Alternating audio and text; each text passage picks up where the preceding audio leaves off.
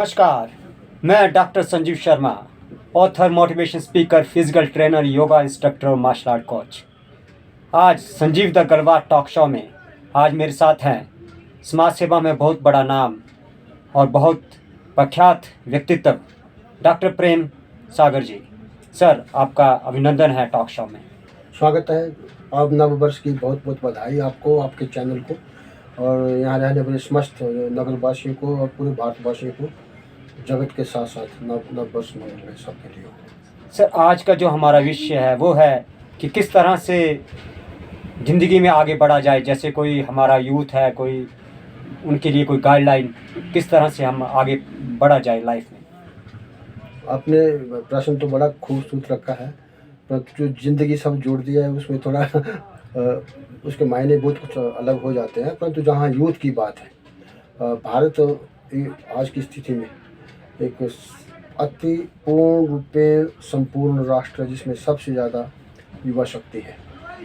और हमें ऐसा प्रतीत होता है कि जिस तरह से कंट्री ने करवट बदली है, मुल्क ने करवट बदली है और विकास की बहुत ज़्यादा संभावनाएँ यहाँ प्रबल हुई है। कई बार क्या होता है कि अच्छी और सशक्त सरकार आने के बाद ज़रूरी नहीं है कि आपको सरकारी दायरों में ही चांस दिखाई दे। इस सरकार ने भले कहीं ना कहीं अपनी मनमानी की हो, परंतु उस मनमानी के रहते हुए कुछ चीज़ें इतनी सुंदर भी उपलब्ध हुई हैं कि इसमें हर भारतीय को उत्साह से भरा है और अपने आप को सम्मान की दृष्टि से भारतीय ने देखना शुरू किया है। इस पूरी प्रक्रिया में अब क्योंकि पूरे राष्ट्र के लोग और विशेष करके हिमाचल के लोगों को हम उस पर ज़्यादा केंद्रित रहेंगे, क्योंकि हर चीज़ में एक नयापन आया है। लोगों के रहन सहन में, उनके आचार व्यवहार में, उनकी एजुकेशन सिस्टम में, उनके खान पान में, उनके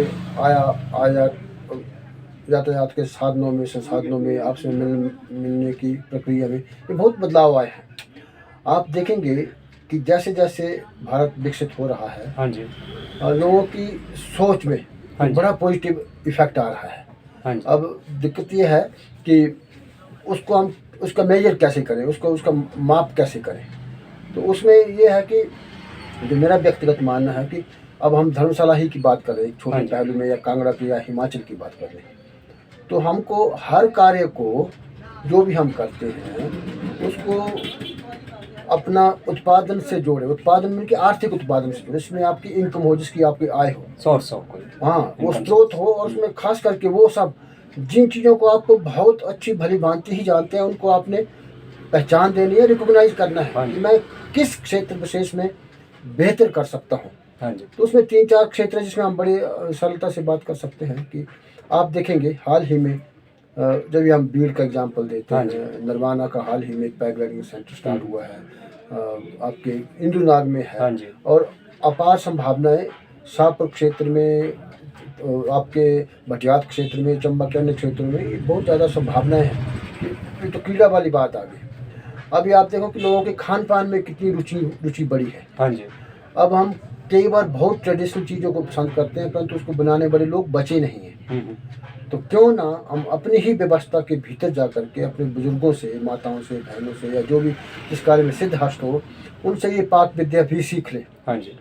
तो ये एक बहुत बड़ी संभावना है। मैं आपके साथ एक हल्का सा वृत्तांत देना चाहूँगा। जो मुझे यहाँ रहने से, ये मेरा 35वां बरस है, 3 दशक मेरे पूरे हो चुके हैं। तो मुझे लगता था कि जो 80 के दशक में, 90 के दशक में, सन 2000 से पहले मेरा कार्य क्षेत्र मैक्लोडगंज में है। अच्छा। तो इस क्षेत्र में इस दशक जो मैंने बात की है, 20 वर्षों की जो बात की है, आप हैरान होंगे। पर्यटन की दृष्टि से ये बड़ा नामी ग्रामी क्षेत्र है। यहाँ बहुत किस्म के लोग आते हैं, देसी विदेशी, सभी प्रकार के अंतर्राष्ट्रीय स्तर के लोग आते हैं। जो खाने 1980 और 2000 के मध्य में मैक्लोडगंज के क्षेत्र में उपलब्ध थे, आज वो गौण हो गए हैं। वो क्यों गौण हो गए हैं कि उसकी सेकंड लाइन ऑफ एक्शन तैयार नहीं हुआ। आप हैरान होंगे, मैक्लोडगंज में कोई भी एक कम जान पहचान रखने वाला व्यक्ति, अनभिज्ञ सा व्यक्ति जब मैक्लोडगंज में आता है, वो आज स्ट्रीट में बिकने वाले मोमो के बड़ा आकर्षित रहता है। हाँ जी। परंतु उन्हें मालूम नहीं है कि वास्तव में मोमो होते क्या हैं। हाँ जी। जो 90 के दशक में जो समय कालखंड मैंने आपके साथ अभी वर्णन किया, उस वक्त के मोमो और आज जो मोमो हम खाते हैं कहीं कोई मेल नहीं है, उपलब्ध ही नहीं है। असली मोमो मैक्डोनल्ड का मोमो का गढ़ होने के बावजूद भी वास्तव मोमो मिलते ही नहीं है। क्या कारण है? क्या कारण ये है, जैसे आपने कही कि उपलब्धता, इस क्षेत्र में इतनी ज़्यादा इनोवेशन की ज़रूरत है, इतनी ज़्यादा इनोवेशन की ज़रूरत है। मैं जैसे अब आपने अपने इसमें शो में आमंत्रित किया है तो धन्यवाद आपका। मैं व्यक्तिगत तौर से जो भी व्यक्ति कुछ एक खाने हैं, मोमोज हैं, हाँ जी, नूडल्स हैं, इनमें मेरे अपने दिमाग में कुछ ना कुछ इनोवेशन चला जाते हैं। अगर कोई भी यूथ 2 या 3 तरीके के मोमो के ऊपर ध्यान देना शुरू करे, हाँ जी, तो उसमें इतनी इनोवेशन की ज़रूरत है और वो इतने स्वाद बनाए जा सकते हैं कि जिसके ऊपर मौजूदा दौर में जितने भी लोग स्ट्रीट में मोमो बेच रहे हैं वो इसका 10% भी नहीं जानते। हाँ जी, तो क्योंकि आपने एम्प्लॉयमेंट जनरेशन की बात की है, अपॉर्चुनिटी की बात की है, तो जो वर्तमान में घटित हो रहा है उसी में ही बहुत ज़्यादा संभावनाएं हैं कि उन्हीं चीज़ों को रिफाइन करके, तौर तरीक़ों को बदल करके, उसका प्रस्तुतिकरण का तरीका बदल के, उसके असली जो मसाले उसमें लगते हैं, हाँ जी, थोड़ा मेहनत कर करके बहुत अच्छे मोमो दिए जा सकते हैं। आप हैरान होंगे, बहुत ज़्यादा टूरिस्ट को भी इतना ज्ञान नहीं है कि वास्तव में मोमो क्या होते हैं। अब तो एक भी ऐसा संस्थान मैक्डोनल्ड में नहीं है जिसे आप मुझे पूछोगे और मैं बतला पाऊँ कि आप फलां जगह में जाओ और बड़े अच्छे मोमो मिलेंगे। हम स्वयं और मेरे बहुत ज़्यादा तिब्बती मित्र इसके ऊपर बहुत बार गंभीर चर्चा कर चुके हैं। सर, जो यूथ है, जो हमारा भटका हुआ यूथ है, वो बोलते हैं कि हमारे पास कोई काम करने का रास्ता नहीं है, तो उनके लिए कोई एक उदाहरण कि काम कैसे किया जा सकता है और किस तरह से अपना स्टार्टअप किया जा सकता है? स्टार्टअप एक बड़ा खूबसूरत शब्द है। हाँ जी, आप हैरान होंगे, आज से लगभग कोरोना काल से पहले 17-18 की बात है, गर्मी ग्रीष्मकालीन मई महीने की बात है, तो यहाँ का पहला स्टार्टअप करने का मौका जो हमारे 4-5 मित्रों के बीच में, इसमें एक प्रभु सिंह है, गाइड टेक्नोलॉजी वाले, हाँ जी, उनकी तरफ से वो प्रारंभ किया गया था, तो उसमें मुझे शिरकत करने का मौका मिला था। तो वो इस क्षेत्र में घटित होने वाला पहला स्टार्टअप काइंड ऑफ कॉन्सेप्ट था जहाँ लोगों ने अपने आइडियाज़ पिच किए थे। हाँ जी, तो जो उसमें 16-17 पार्टिसिपेंट्स हुए थे इस कार्यक्रम में, तो उसमें एक में मुझे जजेस की भूमिका निभानी पड़ी थी। तो अलग अलग बच्चों ने अलग अलग आइडियाज़ पेश किए थे। तो उसमें उस कार्यक्रम में खाने के ऊपर जिस बेटी ने काम किया था, हाँ जी, वो अपनी डॉक्टरेट कर रही थी, परंतु उस आइडिया में वो सम्मिलित थी। हाँ जी, तो उसका वो प्रथम उसको स्थान प्राप्त हुआ था और उसमें उस वक्त मोमोज को उसने कवर किया था और यहाँ का भीमसेन ढाबा को कवर किया था। अच्छा, परंतु क्या था कि हम क्यों भिन्न विचार रखते हैं कि स्टार्टअप के लिए तो वो इन चीज़ों को वो जानना जरूरी है हाँ जी, कि ये खाने यहाँ उपलब्ध हैं। हाँ जी, वो पक्ष पूरा हो चुका। अब वो खाना एक व्यक्ति को, एक पर्यटक को, एक टूरिस्ट को या आगंतुक को जब देना है तो एक तो भी उसका पेट खराब नहीं होना हाँ चाहिए, जी, स्वाद लंबे समय तक उसका, तो उसके ऊपर इनोवेशन करने के लिए स्टार्टअप प्लस हाँ जी, स्टार्टअप होने चाहिए। और नए यूथ को, अभी मैं आपको एग्जांपल देता हूँ, अभी तो मैं मोमो पे ही नहीं हाँ जी। अटका रहना चाहूँगा, कुछ और बात भी करूँगा। तो क्या आपने कभी तवा मोमो सुना है? नहीं, ये no one is selling it. और उसकी इतनी संभावनाएं हैं, तवा मोमोज की इतनी ज़्यादा संभावना है, वो हाफ फ्राइड भी नहीं है, हाफ टर्न है, परंतु वो उबला हुआ नहीं है, हाँ तो जी। कच्चा मैदा भी नहीं है। उसके साथ साथ इनोवेशन के पॉइंट पे आज हमारे पास, अभी तो 2-3 दिन पहले ये 2023 खत्म हुआ है, तो ये ईयर ऑफ मिलेट था। हाँ जी, तो इसमें जितने भी मोटे अनाज थे उन सबको प्रोत्साहन मिला। आप मल्टी ग्रेन मोमोज क्यों नहीं बना सकते? वो होने चाहिए थे। वो हाँ जी। हमारा पहाड़ी प्रोड्यूस है, भारतीय प्रोड्यूस है, शुद्धतम रूप है। तो इनोवेशन इसको कहते हैं। स्टार्टअप करना हो तो इस चीज़ों में करना चाहिए कि नई नई चीज़ें इनोवेट करो, लोगों को आकर्षित बनाओ। अगर आपने छोटा कार्य भी करना है जिसमें बहुत बड़ी बरकत होती है, कोई भी कार्य हो सकता कोई भी कार्य हो सकता है, स्टार्टअप का अर्थ ही यही हाँ है। जी। तो उसमें आपको ईगो आपकी डिजॉल्व करनी पड़ेगी। उसके लिए आपको बड़े अच्छे शिक्षक चाहिए, मित्र चाहिए, आपस में विचार विमर्श करने वाले लोग एक चाहिए। अच्छा एनवायरनमेंट क्रिएट करने के लिए अगर छोटा मोमो भी बेचना है या कुछ भी बेचना है तो आप अपनी छोटी सी रेहड़ी बनाओ, तो वो सबसे खूबसूरत होनी चाहिए। हाँ जी, वो कंप्लीट स्टील की बनी हो या किसी चीज़ के डिज़ाइन इतना सुंदर हो कि वो देखने में आकर्षित लगे। भीतर में जब आप सामान आप तैयार कर रहे हैं वो फ्रेश होना चाहिए, आपके हाथ में ग्लव्स होने चाहिए, मतलब जितना भी अच्छे आप किसी भी रूप में सुशोभित कर सकते हैं नीट और क्लीन वो होना ही चाहिए। और उसमें जो आपके शब्दों से हर वक्त फूल झड़ने चाहिए। और इसी कार्य में जैसे कोई नया कार्य आप करते हो तो उसी में भी ये स्टार्टअप के आकर्षण बिंदु रहते हैं। हाँ जी, अगर आपके साथ नैतिकता के साथ बात करोगे आपको बहुत अच्छे प्रत्युत्तर मिलेंगे, उसके रिजल्ट तो संभवतः अच्छे ही आएंगे। दूसरा स्टार्टअप यहाँ पर क्या जरूरी है कि धर्मशाला क्षेत्र की मैं बात करता हूँ, अभी आज़ादी के 75वां वर्ष हमारा चला हुआ है, इससे थोड़ा ज़्यादा चला हुआ है। तो क्या है कि अभी तक नगर में स्वच्छ रूप से पानी ही उपलब्ध नहीं है कि आप सीधे जाएं, टैप खोलें और पानी पी लें और अपने प्यास को बुझा लें। तो उस स्तर को हम अचीव नहीं कर पाए। सरकारों की अपनी दिक्कतें रहती हैं, उनसे हमारा कोई तकलीफ नहीं है, परंतु वाटर एटीएम लगा करके एक आप स्वच्छतम शुद्धतम 5, 10, 15 जो भी उसको खर्च के हिसाब से सेटल बैठता है वो गिलास पानी का दे सकते हैं। साथ में एक हल्की सी कॉफ़ी शॉप हो, उसमें 10 रुपये 15 रुपये की कॉफ़ी दे सकते हैं चाहे तो, मतलब टू स्टार्टअप जैसे ही उनका एक उसमें बड़ा होता है उसको उसका बड़ा स्वरूप कर लें, परंतु टू स्टार्टअप एक व्यक्ति को बड़े आराम से अपने नित्य के गुजारा योग्य उसमें से पैसे निकल जाते हैं। साथ ही साथ उन पैसों के साथ साथ वो अपना उत्थान कर सकता है और अपनी सराउंडिंग को काम कर सकता है। उसी तरह से नए स्टार्टअप में कुछ लोग गाड़ियों के ऊपर ध्यान दे रहे हैं, कुछ टैक्सी के ऊपर ध्यान दे रहे हैं। हमारे तो जो यहाँ संसाधन उपलब्ध हैं, आपका विशेष रूप से रामनगर शामनगर के परले वाला गांव, बरोल वाला गांव है, दारनू वाला गांव है, आपका सिद्धबाड़ी है, दाड़ी है, रक्कड़ है। यहाँ भीतर लोगों ने बहुत अच्छा गाय पालन रखा हुआ है, पशुपालन रखा हुआ है, दुधारू पशु बहुत है। तो नए बच्चे कम से कम 10, 15, 20, 25 घरों का दूध इकट्ठा करके एक पॉइंट पे क्यों नहीं उपलब्ध करवा सकते। वो अपने किस्म एक नया स्टार्टअप होगा, जैसे कोई भी स्टार्टअप करने के वो नई चीजें उपलब्ध हैं। पर मैंने देखा नया यूथ जो है वो स्टार्टअप से भी बहुत घबराता है कि वो स्टार्टिंग नहीं कर पाता है। वो इसलिए नहीं कर पाता कि मुझे लगता है कि इसके लिए हमारे पास कंटिन्यूस प्रोग्राम नहीं है। हाँ जी, अब जिनके पास कम्युनिटी सेंटर्स हैं, जैसे आपके पास योगा सेंटर है, हाँ जी, तो योगा सेंटर से अलग सी ब्रांच भी प्रारंभ की जा सकती है। जैसे कि अभी मैं देख रहा हूँ कि आपके हिमालयन योगा में नृत्य क्लासेस चलती हैं, तो लोग अब योगा के लिए आ रहे हैं। हाँ जी, 2 वर्ष पहले ये स्थिति नहीं थी। तो क्योंकि आपने प्रारंभ किया तो ये एक नए किस्म का स्टार्टअप था। हालांकि आप तो बड़े प्रशिक्षित हैं योगा में, तो अन्य कामों के ऊपर भी इस तरह के प्रशिक्षण दिए जाएं। अब खनियारा में हमारे पास स्किल डेवलपमेंट सेंटर है, महाजन साहब के नाम पे चला हुआ, जस्टिस महाजन के नाम पे चला हुआ। तो कितने लोगों ने उसके फायदे उठाए हैं। तो मैं ये चाहता हूँ कि जो लोग करना चाहते हैं उनको ऐसे सेंटर भी विजिट करने चाहिए। वहाँ कई बार इंटरेक्टिव सेशन होते हैं, वहाँ पर भी इनको पार्टिसिपेट करना चाहिए। वहाँ बेटियाँ बहुत ज़्यादा प्रशिक्षण ले रही हैं, उन सब से मिलना चाहिए। तो उससे क्या होता है, प्रोत्साहन मिलता है। और ख़ास करके जब आपको एक अच्छा परिचित शिक्षित अध्यापक मिल जाए तो आदमी बहुत सौभाग्यशाली होते हैं, वो इन चीज़ों को कर सकते हैं।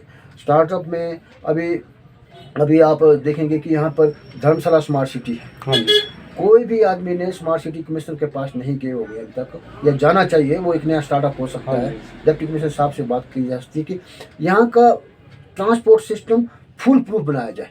हाँ जी। अब इतना 5वां चौथा वर्ष हमारा स्मार्ट सिटी का हो गया, अभी तक स्मार्ट सिटी की बसें प्रॉपर चैनलाइज क्यों नहीं है? बहुत काम करना बाकी है, बहुत ही ज़्यादा। इसमें पूरे रामनगर को, दाड़ी को, सिद्धबाड़ी को, खनियारा से अंदर जो सीमा रेखा है उसके अंदर, चीलघारी को, बोर्ड ऑफ स्कूल एजुकेशन को, ऊपरी क्षेत्र में क्लोरगंज है, कैंट है, नडी है, इन सबको इस पूरे चैनल के साथ जोड़ करके एक नया startup best transportation system provide करके दिया जा सकता है। ये अपने आप में एक बड़ा बहुत पहल होगी और क्षेत्र के लिए बहुत बड़ा एक योगदान होगा।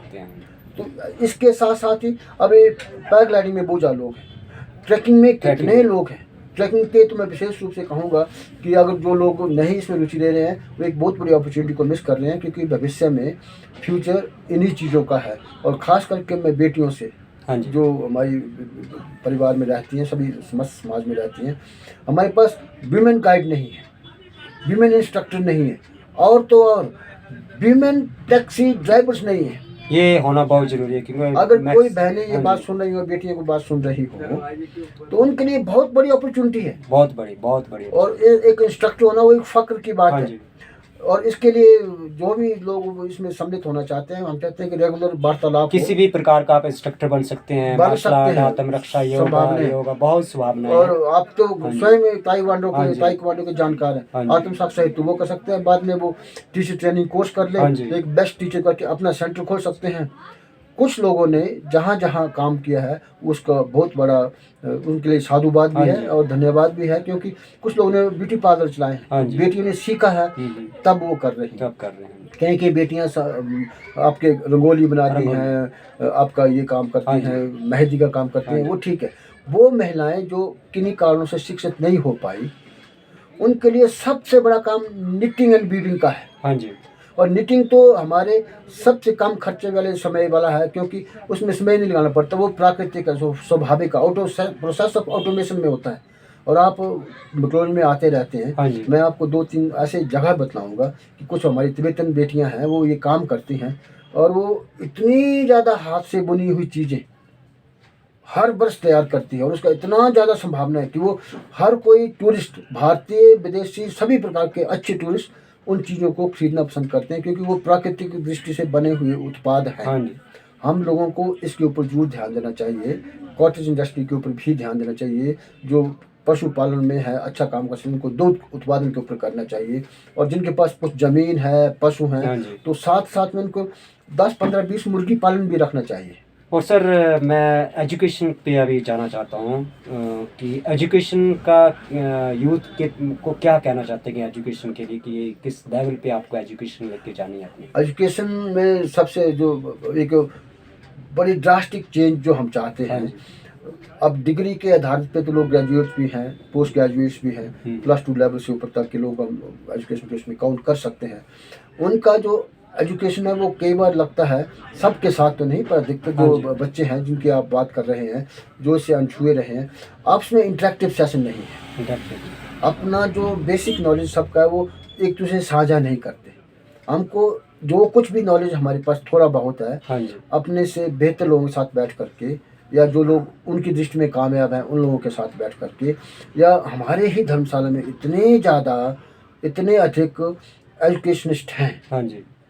मैं स्वयं हमारे जो कालखंड में जब हम रहते थे तो हमें प्रोफेसर अग्नि जैसे व्यक्ति मिले हैं, हाँ जी।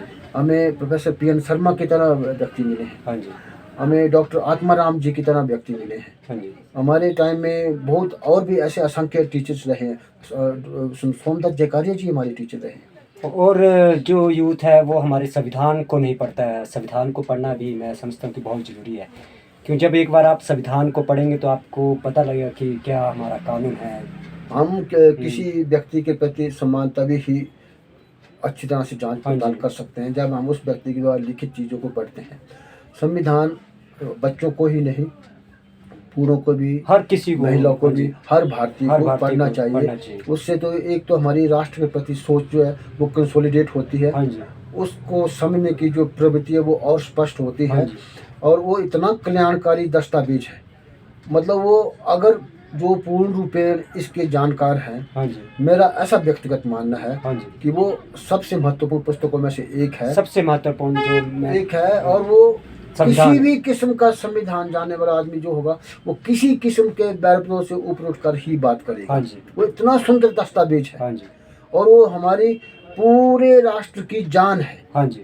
अगर हम उस प्राण को आत्मसात करके आपस में साझा करके विश्व बंधुत्व की बात करें तो उसमें वो सब कुछ समाहित है। और यूथ को और जो भी व्यक्ति मिलते हैं उनको ज़्यादातर एजुकेट बात हमारे संविधान पे टॉपिक पे डिस्कस करनी चाहिए कि हमारे संविधान में ऐसा है। संविधान आप हाँ। हैरान होंगे कि हाँ जी। अगर शिक्षा में पढ़ने का अधिकार जो महिलाओं को है वो संविधान के संविधान, कारण है। हाँ इससे जी। पहले नहीं था, 60 से पहले तो पहले नहीं। प्रैक्टिस में दिखाई भी नहीं देता था। हाँ जी। तो उसको पढ़ो तो आप हैरान होंगे, आज की डेट में मैटरनिटी लीव है, ये बड़ा मॉडर्न सा शब्द है, हाँ जी। परंतु संविधान में वो इंगित है, लिखित है।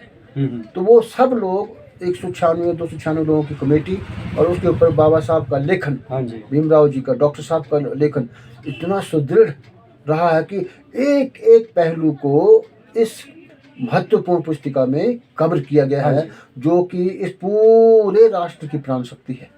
तो संविधान हर किसी को पढ़ना चाहिए। जो भी इस वीडियो को देख रहा होगा तो मैं यही कहना चाहूँगा कि संविधान हर व्यक्ति को पढ़ना चाहिए, जिससे कि नॉलेज बढ़े और हमारे गुरुजी आज हमारे साथ हैं और ये हमारे लिए बहुत ही सौभाग्य की बात है कि आज इन्होंने इतना अच्छा कीमती समय दिया है हमारी गलबात द टॉक शो में। और लगातार निरंतर हमारी गलबात टॉक शो की कड़ियाँ बनती रहती हैं। तो आज भी एक शानदार कड़ी आपके साथ हमने थोड़ी सी साझा की है, तो हम आपके बहुत बहुत आभारी हैं इस मेरा विशेष के लिए। धन्यवाद। और आपने मुझे कृतार्थ किया, क्योंकि मुझे आप मुझे बात करने का मौका देते हैं, वो मैं अपने राष्ट्र के लोगों के साथ, अपने यहाँ के बाशिंदों के साथ, धर्मशाला के निवासियों के साथ जो मन में कुछ बातें होती हैं वो आपके माध्यम से उन तक पहुँचाता हूँ। हमारा यही प्रयास रहता है कि ये राष्ट्र सुदृढ़ बने, ये प्रदेश सुदृढ़ बने, मेरी धर्मशाला और यहाँ के लोग अति शोभनीय और सुदृढ़शाली हों, विकसित लोग बने, ताकि पूरे भारत में इस प्रांत का नाम विशेष रूप से उभर के आए, जो कि वास्तव में पहले से ही शिक्षा के क्षेत्र में अच्छा नाम कमा चुका है, क्रीड़ा के क्षेत्र में अच्छा नाम कमा चुका है। अब हिमाचल अपने स्वभाव के लिए जाना जाता है, अच्छे स्वभाव के लिए जाना जाता है, परंतु अच्छे से ऊपर का स्तर क्या होता है कि सभ्यता में हमारे नागरिक सबसे उत्तम श्रेणी के हों, ऐसी मेरी कामना है। धन्यवाद। धन्यवाद सर, बहुत बहुत धन्यवाद।